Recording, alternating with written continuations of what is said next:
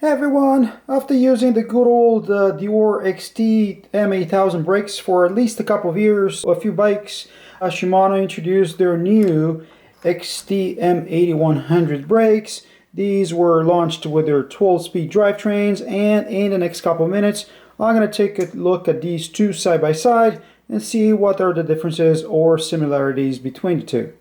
And right off the bat you can see the difference in the bar clamp used. This is the good old I-Spec 2. The new brakes introduce I-Spec EV, which are beefier, they look a lot more like SRAM, and they also use this extra touch point here with the handlebar.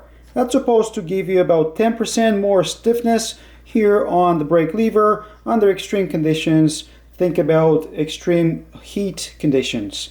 Attaching shifters or dropper remotes to the I-Spec 2 uses a bracket like this that slides right under the bar clamp.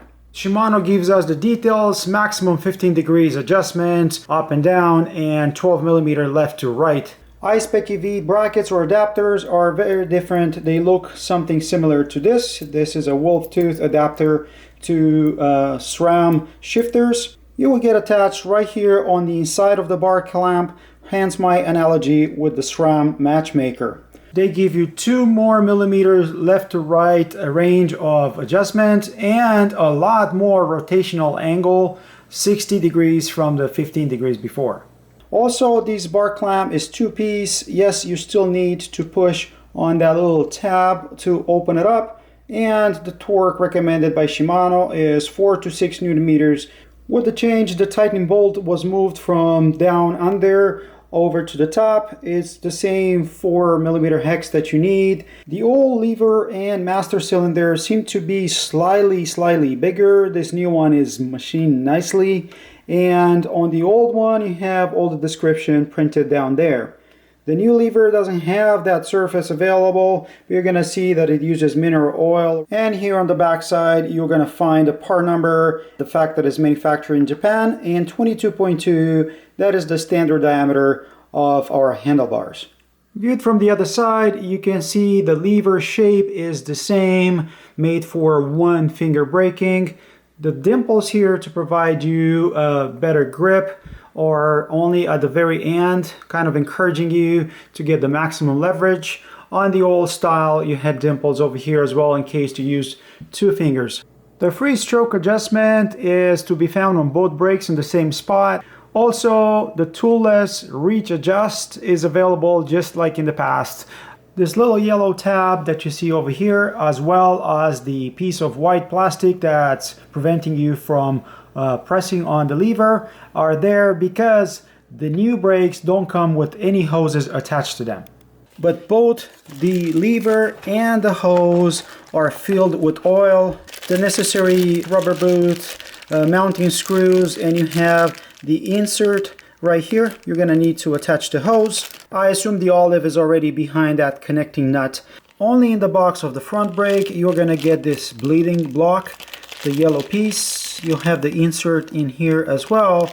And it's curious that with this new sets, Shimano stopped shipping these yellow blocks. You need this to hold on to the hose when you push in the insert to get it ready. I have this step-by-step video on my channel showing you how to shorten Shimano hoses. Use it to connect the hoses to these brake levers as well.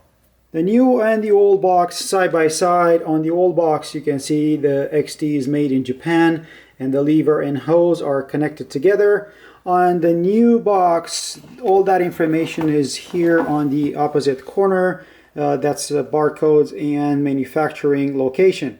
That is because here we're going to have a lot more information added to this box, as they seem to try to reduce their SKUs in as many ways possible. First of all, by giving you the levers and the hoses disconnected, they don't have to worry about European versus North American left and right. Next, if you look over here, this box is common for the race brakes we're looking at right here. So that's the 8100, and also the 4-piston version, the 8120, also called the trail version. They recommend using the ICE Technologies discs, and they can be used with both metallic and resin pads, with or without the fins. The most important part here is that both versions of these brakes use the same lever, and the lever is using the servo wave action, and ultimately that's the length of the hose included in the box. Shimano is also limiting the type of pads they provide with these race brakes.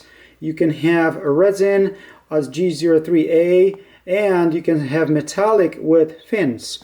Looking at the old M8000s, you could have resin with fins, and metallic with fins. The great news is that the new and the old pads have the same dimension, so you can install the old resin finned pads into the new calipers, no problem. The same white ceramic pistons are used on the new calipers, but the other things that are changed are, one, the bleeding port, which now is here at the end of the caliper, and two, look at where the hose enters the caliper this time. It's on the inside of the caliper. The old one had the hose on the outside, and especially if you had a full suspension bike, this would rob the paint of your chainstay, which was pretty annoying. Otherwise, both brakes use the BH90 hose. The banjo is the same aside from color, and they do use indeed a different connecting bolt, but that connecting bolt is included if you are just to buy the caliper by itself, which makes this a very interesting update or upgrade for your M8000 brakes over the off-season. What do you guys think? And if you're interested in weight, the rear brake with a 1.7 meter hose comes up to 279 grams.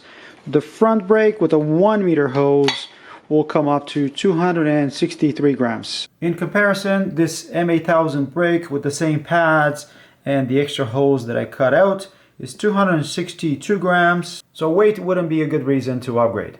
My lovely Yeti SB100 bike came with the M8000 brakes. They perform very well for me in the last year and a bit, but since I'm so used to their performance, I'm gonna install the new XTs on this bike, see if I notice any difference. By the way, if you're using bar clamps for both shifter and brake, take a look and make sure that the brake doesn't crush the face of your shifter like it happened here on my X01. Caliper installed. Look at that hose coming on the inside. Won't touch the frame anymore in any way. Won't touch the logo, most importantly. At the end of the hose you have this plug which is solid, so you won't spill oil as you're running the cable through the frame. At the caliper end, if I remove this yellow cap, you'll see oil spilling out. You're going to need an 8mm wrench and remove the nut, and just follow the video that I mentioned earlier to install this. The olive that you're going to need to complete the install, it's right inside here. Shimano's attention to detail. Look at that O-ring holding the screw in place. However, this screw doesn't have any Loctite on it. I highly recommend that you use some before you install them. Almost done with the install. When I decide on how long my hoses are going to be, I had to decide on the position of the lever. So what I did, I pushed in the grips, and then my lever with that plastic tab is right against it. That way it should have a half decent position for one finger braking. And if you look for installing something like a bar clamp shifter, I guess you would use this space between the two contact points of your brake lever. With the beautiful winter in full swing over here, I could only do a little bit of street testing of the new brakes. And right off the bat, I can tell you that the new XTs are not night and day different compared to the old ones. However, the servo wave implemented in the new brakes is supposed to be changed to give us better modulation. And in the little testing that I've done, I can tell you that the transition between the lever free play here and the moment when the pads touch the disc or bite on the discs, that transition seems to be a bit smoother, and that should translate in better modulation overall. But again, it won't be night and day different compared to the M8000s of the previous generation. I-Spec EV and the extra stiffness of the lever, I didn't feel any of that, to be honest with you.